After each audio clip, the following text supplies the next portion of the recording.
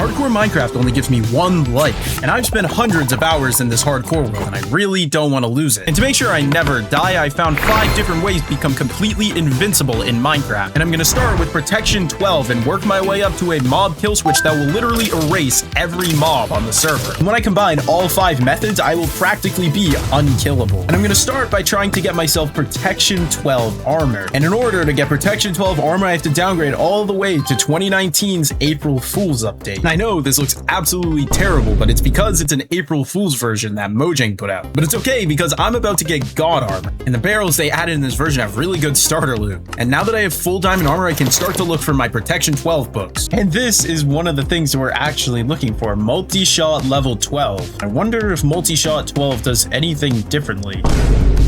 Whoa, oh my gosh, what the heck? So as you can see, this version has a ton of crazy enchants. I'll just head into this ravine so I can get some stone and iron really quick. There are actually cheat codes in this version, so if I type in pigs on the wing, yo, it gave me the power to fly. What the heck? Now this will make getting gear much easier. Now that I have some coal, it's time to head over to that village. And in order to get our multi-shot 12 book, I just need to get these guys to breed into a librarian villager. And as you saw, multi-shot 12 exists in this version, and we're going to be able to turn that into a protection book. But to get a multi-shot 12 book, we need one of the villagers to sell it to us. Now, using hay bales from the villagers, I can give the villagers some bread. And now that I have a baby villager, I need to put on a lectern and a boat. And now if we... Oh no, why did he take the job? Oh my god. No way. Yo. And the chance of me getting that was 1 in 666. What I actually meant to do was put the lectern down and have this baby grow up and turn into a librarian. It seems that his father chose the librarian job and is now selling the multi-shot 12 book that I need. Now that I have the multi-shot 12 book, I just need to lock it in. Let me just grab some emeralds from their friends. Now I can come over here and lock in his trades. So now we permanently have the multi-shot 12 book. But now I need to get 64 emeralds 4 times to get 4 multi-shot 12 books. To get emeralds, I'm going to turn this guy into a Fletcher. And the Fletcher trades 4 pieces of wood for 1 emerald, so time to get shopping. Now, if I come back over to my Fletcher and I turn all of this into sticks, I can then get a ton of emeralds. And because he keeps limiting how much I can trade him, this might take a while. Now I have a ton of Fletcher villagers and I can train them all for some sticks. And now that I have plenty of emeralds, I can come over here and trade with him for multi-shot. Oh my gosh, I forgot I need a book, dude. You know what I'm actually just gonna do is break these bookshelves. And now we got our multi-shot level 12 books. And you're probably wondering, how am I gonna turn these into Protection 12 books? All I have to do is switch to version 1.12.2. All I have to do here is put the books in a chest. Oh, why are there so many zombie villagers? What the heck? Now all that's left to do is put these books inside of the chest. And now I'm gonna be switching to Minecraft Bedrock Edition.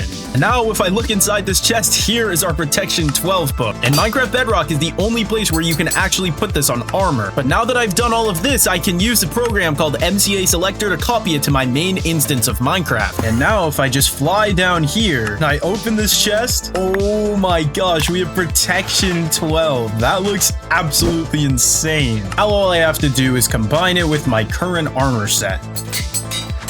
This armor is completely maxed out, but there's still a few more things I want to do before I go and test the armor. But don't worry, at the end of this video, I'm going to test the armor by 1v1ing the Warden. Protection 12 made me nearly unkillable, but nearly isn't immortal. So next, I needed unlimited totems of undying, which meant building an entire totem factory. I already have a little totem factory, but let's turn into something insane. Now I'm going to follow this huge schematic to create a factory in my world. And this building took a really long time, but it ended up coming out really good. That looks a lot better. Now I actually have to turn this into a totem factory. And the best way to do that is to copy the design of my already existing totem factory. So what I'm gonna do is destroy this and move it into the new factory. And now that I have this going through the middle of the factory, one of the last things I have to do is place buttons all over the floor so pillagers don't start spawning in here. Now I'll just begin this tedious process of placing buttons all along the floor. And I'm not kidding you when I tell you this took me literally 2 hours of placing buttons down. To make sure all I get is totems from this farm, I need to make myself a copper golem. And I actually don't really know how to use this guy, but we're gonna find out. And I'll wax him so he never turns into a statue. And I'll put down some copper chests right here. And I'm gonna put a normal chest on the other side. And I need 1 totem to put in this chest, so I'm unfortunately gonna have to give up my own totem. And then this will be for all other raid loot. Now that I have this sorting system set up, all of my totems will get stored in one of these 2 chests, and the rest of the loot will get stored here. And I'm gonna name my copper golem Zonski. Subscribe if you want to be named something in my world. Now I actually have to test this totem factory. And to do that, all I have to do is drink this ominous bottle. And as you can see, a raid is about to start. And once the raid starts, all the pillagers will fall through this tube right here for me to kill them. It will give me a ton of totems, hopefully. I'm gonna go through this raid and I'm gonna show you how many totems I end up with at the end. And just like that, I have finished my 5th raid. Now let's see how many totems I've gotten. Oh my gosh, they have so many totems. I genuinely think that this totem farm is insane. He still hasn't finished organizing all of them. This is so many totems. But now I can take my own totem back. And literally any time that I need totems, I can just come to my factory now. And sure, having infinite totems is great, but what if I would never have to use a totem ever again? Typically, when you drink a potion, it only lasts for a certain amount of time. But what if there was a way to get permanent potion effects? But to get permanent potion effects, I actually have to make some potions first. And here we have some splash potions. And because I'm going to be downgrading to 2305A, I have to put all of my stuff in my ender chest because I have a real chance of losing everything I have. Now I'm going to travel super far away so my world doesn't get corrupted. And this open area looks like a perfect place to build the contraption. Now I'm going to switch versions all the way back to 2305A. Now that I'm in the correct version of Minecraft, we can make the machine right here. And I'll start by building a 3x5 platform. Next, I'll put 4 redstone pieces like this, going into a dispenser. Then I'll put another dispenser going down with redstone on top of it. Then I'll put some cobblestone down, redstone, repeater, and redstone. Then I'll put an observer going into the redstone. And last but not least, I'll put a wall right here. And now that the machine is actually complete, now if I just come over to my chest and grab 2 potions, I have to put this dispenser with regular regeneration, and then this dispenser with regeneration 2. And now all I have to do is stand in the very center of the cobblestone wall. So I press the button, as you can see, and just like that, now I have infinite regeneration on this character. And this applies forever, even when I upgrade my world. There are some other effects that we can get infinitely, like strength. And in order to get strength, I have to change the repeater to the max value. Then I need to put the first one in here, and strength 2 in here. And I need to stand towards the very edge of the wall. Now all I have to do is press the button.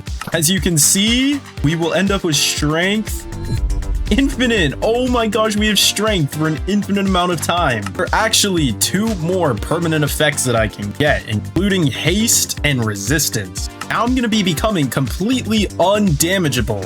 First, I need to drink 1 Turtle Master Potion, drink the next Turtle Master Potion, drink this one, and then drink a Potion of Slowness. And now if we wait for the timers to run out, we will end up with infinite resistance. And look at that, we have infinite resistance and we didn't get infinite slowness, so that is perfect. Next effect, I need to build myself a beacon. And here is my, oh wait, it's off on this side. Now we have our completed pyramid. We can place down our beacon. There we go. Now we have to set it to be haste 2. And now to get haste, as you can see, I currently have haste 1. And if I replace this, you can see I have haste 2 right now. Now if I give myself haste 1, as you can see, this is about to run out. And now I have infinite haste. That is crazy. Now that I have all of the crazy infinite effects, I can head back to my main Minecraft world. And here I am back in my main instance of Minecraft, and as you can see, the effects have carried over, and I can get my gear back now. And don't worry, because I'm going to be testing out everything stacked together at the end of the video. Now I'm going to make something that will literally make it impossible to kill me. And to build it, I needed a block players aren't even supposed to have. Luckily, I've already traveled through Minecraft's old versions to collect a stash of bedrock in this world. And inside this shulker box, you can see I have tons of bedrock. But now I actually have to build it, but the problem problem is, every block I place is permanent. And I think I'm gonna make it inside my villager trading hall and make a secret entrance that nobody could see coming. First, I'm gonna carve out a little room right here. And this is what I'm gonna be transforming into a secret room. And I have finished my secret entrance. And you're probably wondering, where is the room? Well, look at this. Bam, there is our secret room. Now, to make it actually impossible to kill me, I'm gonna fill all the walls in with bedrock. And I need to remember that placing bedrock in the wrong spot will not let me mine it. And getting haste from my last method made this so much easier. Now I'm gonna finish placing all of my bedrock. And now I have completed my secret room. And I also put a lantern in front of it, so from far away, you can't even tell that it's there. And once you come over here and you open the lever, you can see we have our secret room. And I went to the totem farm and I got tons of totems just for backup. And I also got myself a ton of golden apples in case I would need them later. The only problem is the people that are watching this video know exactly where my room is, so don't say anything. But now that I have a secret place to stay forever, I'm gonna build one last thing that makes it so mobs won't even exist in this world. In order to do that, I have to head to a stronghold. And now that I'm at this stronghold, whoa, what in the world? Oh, this stronghold is cursed. Well, I'm just gonna quickly block this off. Now that that's blocked off, we can start to work on the mob kill switch. First, I'm just gonna get rid of all of the lava around here. First thing, I need to place water right here. Then right here, I need to put some scaffolding like this. Then I'll break these ceiling blocks. Then I remove the iron bars. Then I'll remove this block. Then I'll replace down my water. Next, I'll get rid of these blocks here and put glass here. I'll do that on both sides. Next, I'm going to put some glass along here, as well as some glass right behind the scaffolding, and some glass on top. And this is the first part of the machine done. Basically, all the silverfish will spawn and flow into here, which will raise the mob cap and completely max it out. And with the first part done, there's just a little bit more that I need to do. First, I need to enable chunk borders to see where I am. Now I need to go 2 chunks in the opposite direction. So this is 1 chunk, and now I need to go 1 other chunk over. And here I am. Next, I need to build a little room inside of here. First thing I need to do is break 3 blocks just like this, and then 1 going this way. And the first thing I'm going to do is place an upwards facing dispenser with a hopper going into it. Then I'll place a lever on the front. Then I'll place a redstone torch here, block on top of it. Next, I'll place a rail right here, and a detector rail on top of the dispenser. Then I'll break this rail, and next I'm going to build a nether portal. Then I'm going to put a hopper minecart right here, and next I'm going to light the nether portal. Then I'll put some minecarts inside of the dispenser, and then I'll flick this lever on.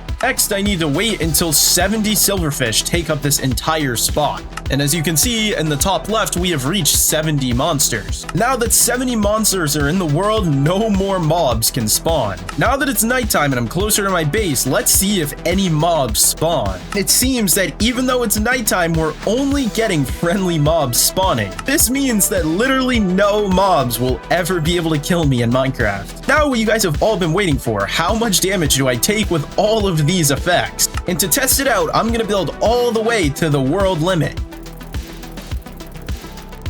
And here I am, finally at the build limit. Now let's see what would happen if I happen to walk off the edge. And here we go, let's see how much damage we take. This is literally from world height limit.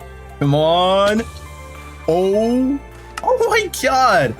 I literally didn't even take a single half a heart of damage. I truly think that I am invincible. Now let's test it against a creeper. Yo, I don't even have words. This is so broken. And now the very last thing I want to do is fight the warden. Oh, I just need to come down here and find some shriekers to summon him. And now we just need to wait for him to spawn. This should be the last one. Oh no, I hear him. We need to be super careful. I could lose my hardcore world here. But because I have some crazy effects, I should be able to kill him. Let's see if I can beat the warden in a fist fight. Oh no. Oh my gosh, he does so much damage. Whoa! I'm getting out my golden apple. Now let's see if he can get me. Oh my gosh, dude, he is doing like no damage to me. Oh no.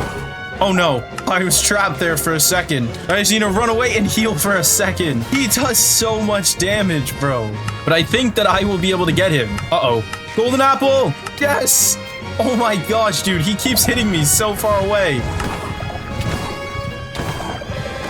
Oh my gosh! I just killed the warden in a fist fight. That doesn't show how broken these methods were. I don't think anything will. And I kind of think that that's it. Oh, no, no!